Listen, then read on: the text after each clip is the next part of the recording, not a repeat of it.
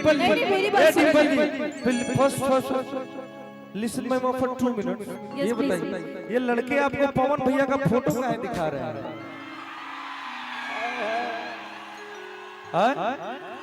आप बताइए कि सारे लोग पवन भैया का फोटो निकाल निकाल आपको काहे दिखा रहे हैं भाई? चलिए ठीक बात। आपके हाथ में माइक है, जवाब दीजिए। अंकित यदुवंशी जी के तिलक और अब कुछ दिन में बियाह भी हुई, तो नया जीवन खातिर बहुत बहुत शुभकामना। आवतानी बाबू, अरे बाप रे बाप, सोना जी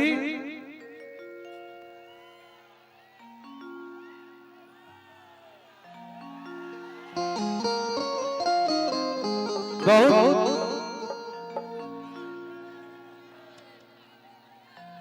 भोजपुरी में सिंगर देखनी हम, लेकिन आज मन से कहा था नहीं, सोना जी जैसा सुगर सिंगर ना देखनी।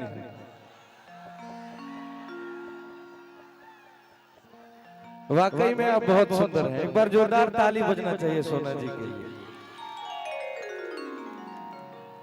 अच्छा ये बताओ लोग भैया कि हमार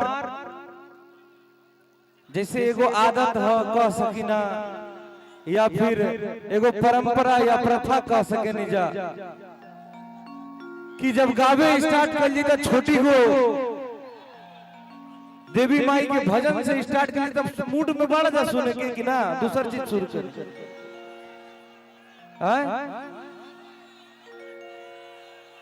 पावर वाला चीज ना,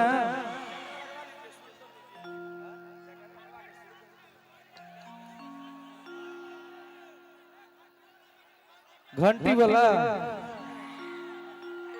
खाली एक बारी हमरा खटी जयकारा लगा दी सबे। हैं बोले गणपति भगवान की, बोले माई विंध्यवासिनी की। दोनों हाथ उठाइएगा आप लोग, दोनों हाथ उठाइए और हमारे साथ बोलिए ओम नमः पार्वती पतये हर हर महादेव। जय हो भैया। भैया सी शार्प माइनर लगा दीजिए।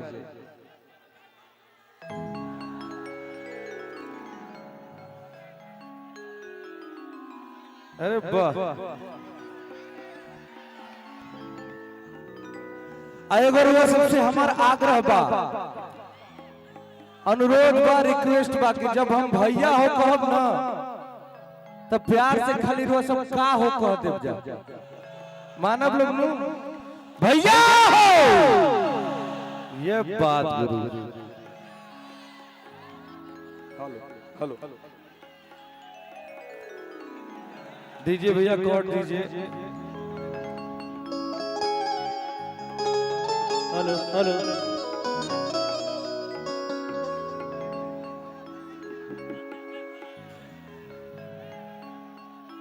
कि जब निकले लो घर से बगरिया, हाय हाय हाय हाय हाय हाय, अच्छा है सोभे लड़ावल नजरिया। डिंपल जी आप तो माइक लेके खड़ी हैं पहले से, कुछ बोलेंगी? हाँ हाँ बोल दिया। माइक पकड़ने का तरीका आपका बहुत अच्छा है, बड़ी यूनिक है। कि जब निकले लू घर से बगरिया, अच्छा है सोभे लड़ावल नजरिया। कि सब छूल चाहे तोहरो गुरगल रे, हर गुरगल रे। कि गुरी तुर चुनरी बा लाल लाल रे, अरे गुरी तुर चुनरी बा लाल लाल रे।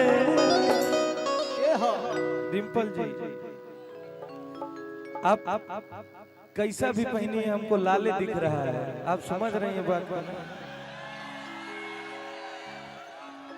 कि गुरी तुर चुनरी बा लाल लाल रे, आदि गुरी तुर चुनरी बा लाल लाल रे। भैया अरे रोड पे चले लू कमाल चाल रे अरे जियो जब निकले लू घर से बफरिया चाहे सब लड़ावा नजरिया जब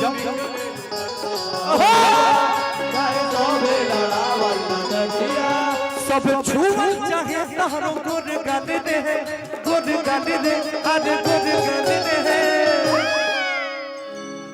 अरे लइका चिल्लाने सा पहले भैया रुका बोलबा लोग ने अरे लइका चिल्लाने सा क्या माल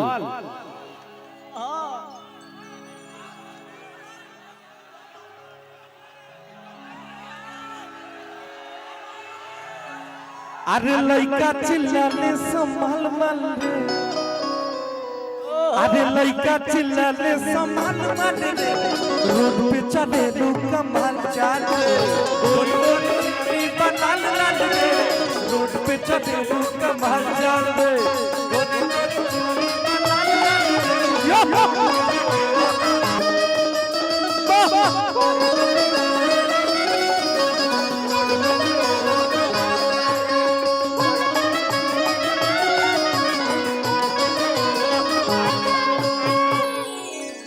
कि जौने कलेजवा में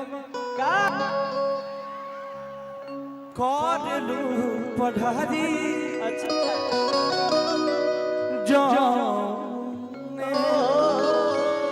जौने कलेजवा में करेलू पढ़ारी अरे लइका लइका में होला लड़ाई होला लड़ाई होला लड़ाई होला लड़ाई जौने कलेजवा में करेलू पढ़ारी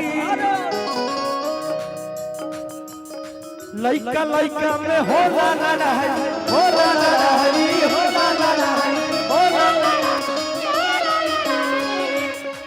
कि लइका चिल्लाले सा कि जान मारे गोरी तुहार लाल गाल रे जान मारे गोरी तुहार लाल गाल रे ये आप सुनिए सुनिए डिंपल जी first listen my mom for 2 minutes ये बताइए ये लड़के आपको पवन भैया का फोटो काहे दिखा रहे हैं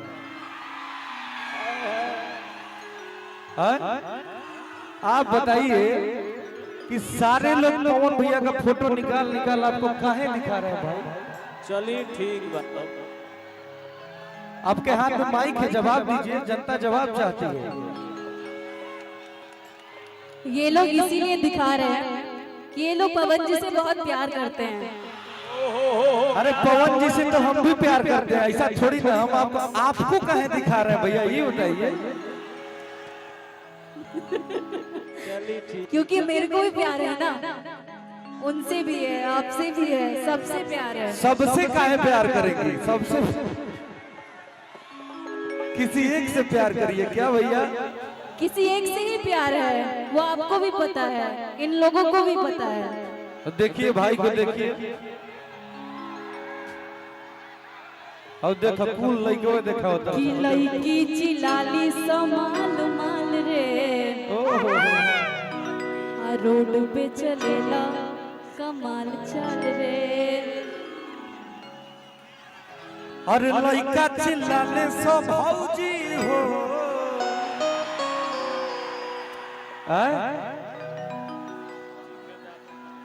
लइका चिल्लाने सो भौजी हो आउरी का अब भइल बाड़ू बैगन के कलौजी हो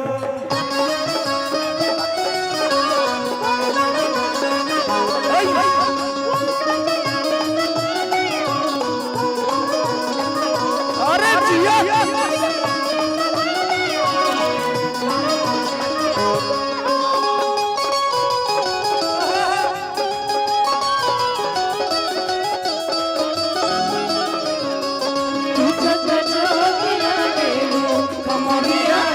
कमरिया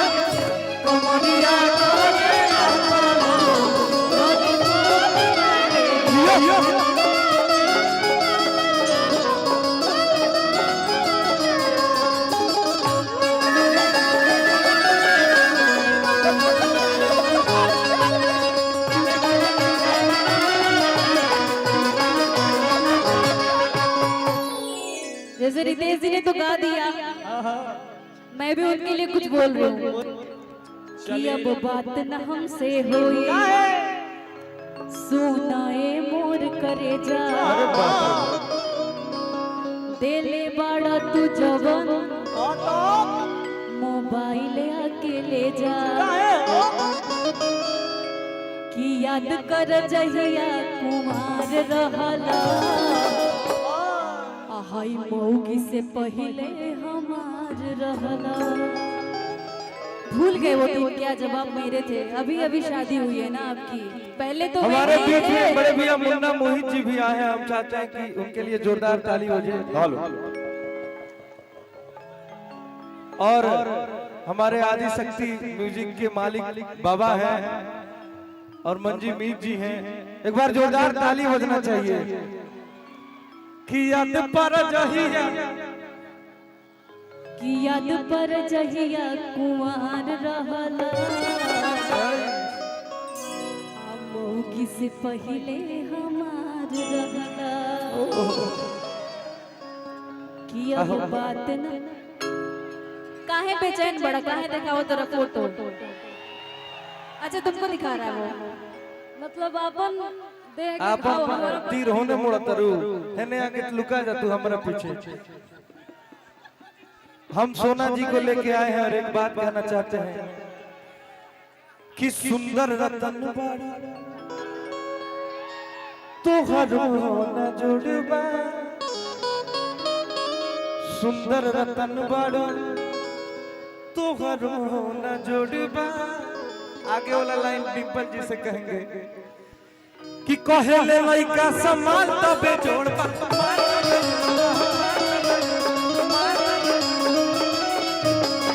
सुंदर रतन बाड़ू तुहरो न जोड़बा, कहेले लइका समान तबे जोड़बा।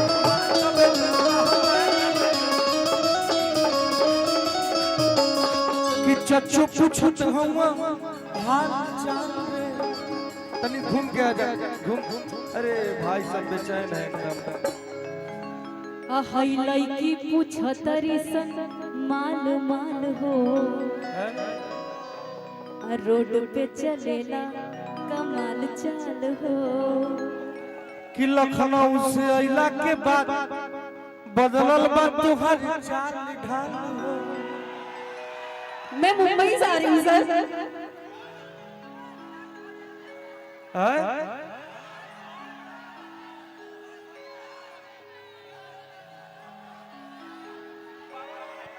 पावर है पावर,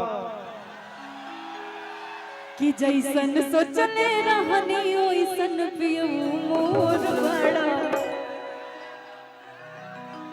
अब बाकी उनको लेबे जोड़ बड़ा हो। बारे डिंपल जी, ये हाउ कौन फोटो है भाई?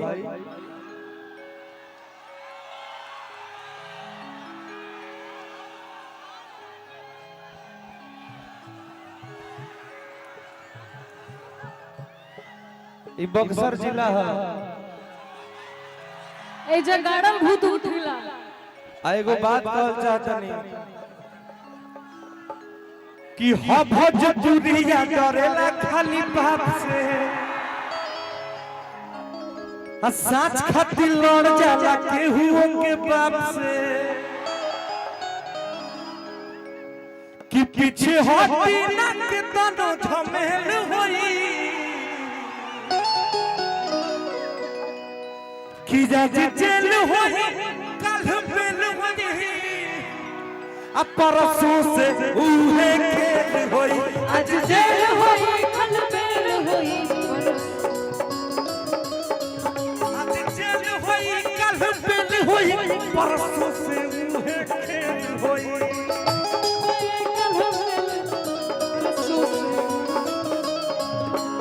क्या कह रही थी आप डिम्पल जी?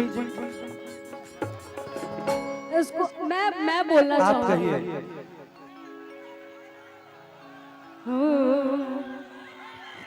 भैया एक मिनट, मेरा एक बार मेरा स्किल लगा दीजिए, उसके बाद रितेश सर का मैं बस एक लाइन ही गाऊंगी। ई लगा दीजिए।